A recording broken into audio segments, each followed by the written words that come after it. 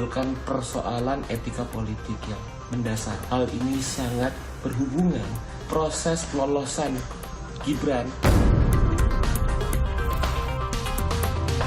Tensi yang membuat isu politik dinasti ini menguat dan muncul itu tidak lepas dari polemik dari putusan Mahkamah Konstitusi. Dengan mudahnya juga dia langsung lompat kepada posisi jabatan cawapres ketika ayahnya masih menjadi seorang presiden. Itu yang menjadi permasalahan utama. Pemilihan pun, baik itu di pilkada, pilihan wali kota, pilihan bupati, pilihan gubernur, pilihan presiden, itu semuanya yang memilih itu rakyat, bukan kita, bukan elit, bukan partai.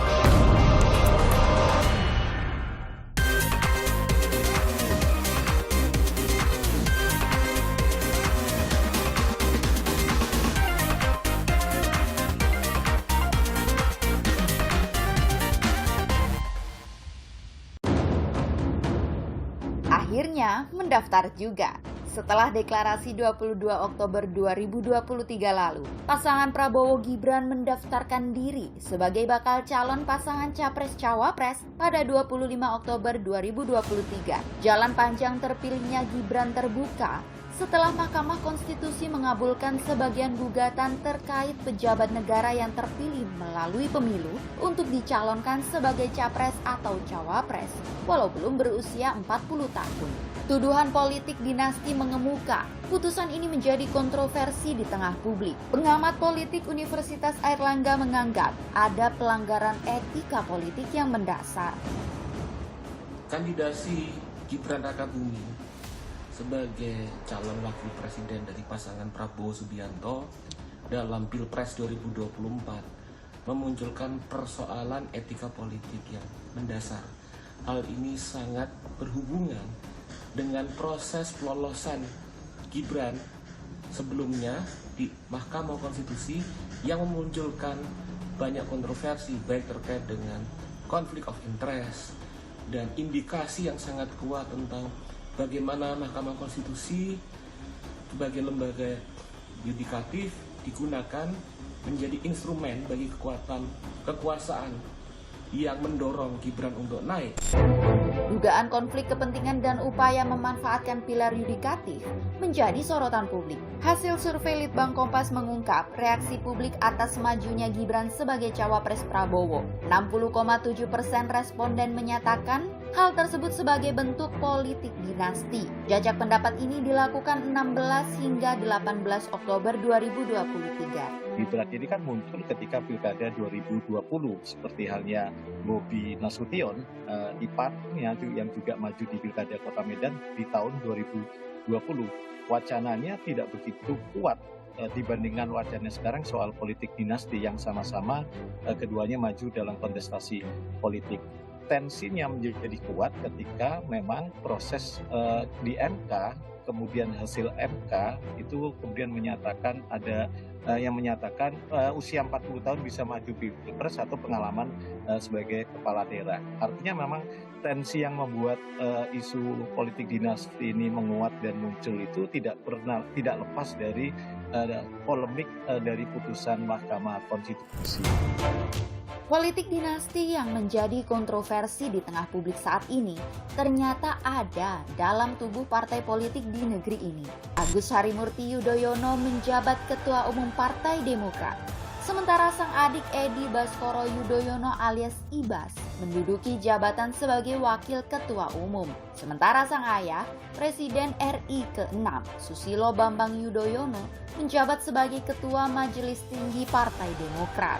Megawati Soekarno Putri duduk sebagai Ketua Umum PDI Perjuangan. Puan Maharani dan Prananda Prabowo tercatat sebagai Ketua Dewan Pimpinan Pusat Partai Demokrasi Indonesia Perjuangan. Keduanya adalah putra dan putri sang Ketua Umum. Surya Paloh memimpin Partai Nasdem sebagai Ketua Umum untuk menghadapi pemilu 2024 mendatang. Surya Paloh menunjuk putranya, Prananda Surya Paloh, sebagai Ketua Tim Pemenangan partainya. Usaha melanggengkan dinasti dalam politik bahkan telah terlihat pada era Soeharto. Pada 14 Maret 1998, Pak Harto membentuk Kabinet Pembangunan 7 dan menunjuk putri sulungnya Siti Hardianti Rukmana alias Mbak Tutut sebagai Menteri Sosial. Politik dinasti bagi ahli hukum tata negara Bivitri Susanti berpotensi memunculkan konflik kepentingan dalam kehidupan bernegara. Dan pamannya Gibran, Ketua MK, itu masih akan terus menjabat tuh.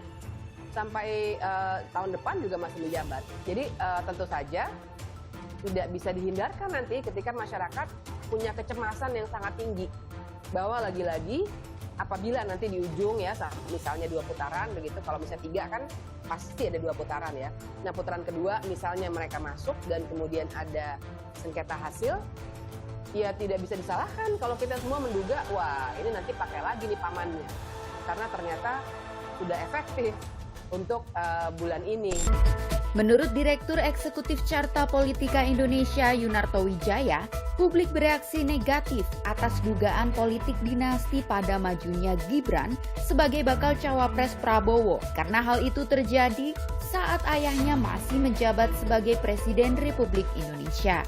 Dalam konteks Mas Gibran, tidak bisa dibandingkan dengan Mas AHY dengan Mbak Puan. Kritik itu betul. Kritik kita terhadap Mbak Puan, terhadap Mas AHY dalam konteks seakan-akan ada privilege di internal partainya, itu iya harus dilakukan. Artinya kita berharap seleksi dalam penempatan posisi penting di partai harusnya juga bottom up, jangan karena anaknya ketum. Tapi yang terjadi pada Mas Gibran, pertama, dengan mudahnya dia berpindah partai. Yang kedua, dengan mudahnya juga dia langsung lompat kepada posisi jabatan cawapres. Konteks paling pentingnya bukan itu, tapi pada kalimat ketika ayahnya masih menjadi seorang presiden. Itu yang menjadi permasalahan utama. Menurut Presiden Joko Widodo, pada akhirnya para pemilihlah yang akan menentukan pasangan pemenang Capres-Cawapres pada Pilpres 2024 mendatang. Ya itu kan masyarakat yang menilai, dan dalam pemilihan pun baik itu di pilkada, di pilihan wali kota, pilihan bupati, pilihan gubernur, pilihan presiden, itu semuanya yang memilih itu rakyat, yang menentukan itu rakyat, yang mencoblos itu juga rakyat, bukan kita, bukan elit, bukan partai. Ya, itulah demokrasi. Partai politik atau gabungan partai politik bukanlah penentu kemenangan dalam kontestasi pemilu. Penentu kemenangan dalam demokrasi memang rakyat pemilih. Namun dalam demokrasi, kemenangan politik bukan semata-mata pada hasil. Kemenangan harus dilihat sebagai kemenangan paripurna melalui proses yang sah tanpa harus mensiasati hukum dan perundang-undangan untuk mencapai kemenangan.